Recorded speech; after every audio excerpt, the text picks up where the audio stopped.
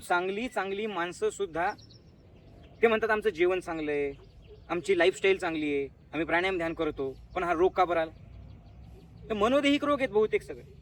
सगळं काही चांगलं आहे, पण मनाला लावून घ्यायची सवय, ओव्हर थिंकिंग करायची सवय.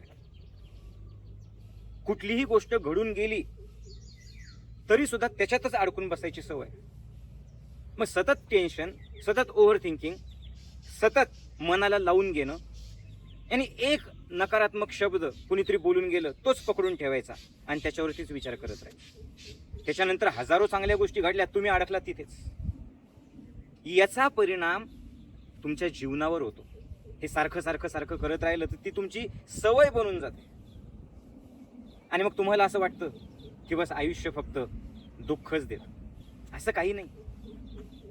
तुम्ही ज्या क्षणाला, मी पुन्हा पुन्हा सांगतोय, आता हे सांगण्याशिवाय मी काही करू शकत नाही. माझ्या हातात असलं असतं तर तुमच्या डोक्यात मी शिरलो असतो आणि माझ्या हाताने ती डोक्यातली सगळी घाण काढून बाजूला फेकून दिली असती, तक्रार, टेन्शन, डिप्रेशन फेकून दिलं असतं आणि पुन्हा पार्ट लावून टाकला असता. पण याच्यात हे मी करू शकत नाही. मी तुमच्या डोक्यात, तुमच्या हृदयात शब्दांच्या माध्यमातून जाऊ शकतो. तुम्हाला ती घाण स्वतःला काढावी लागणार. ज्या क्षणाला तुम्ही ठरवता हे असंच राहणार आहे, बस हे बदलणार नाहीये, मग हे असंच राहणार आहे, तर तक्रार कशाला करायची, टेन्शन कशाला घ्यायचं? ते जर तसंच आहे तर आहे, ओके, ठीक आहे.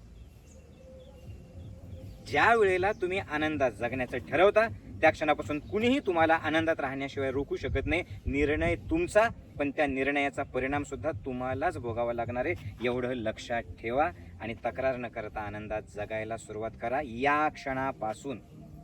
यस.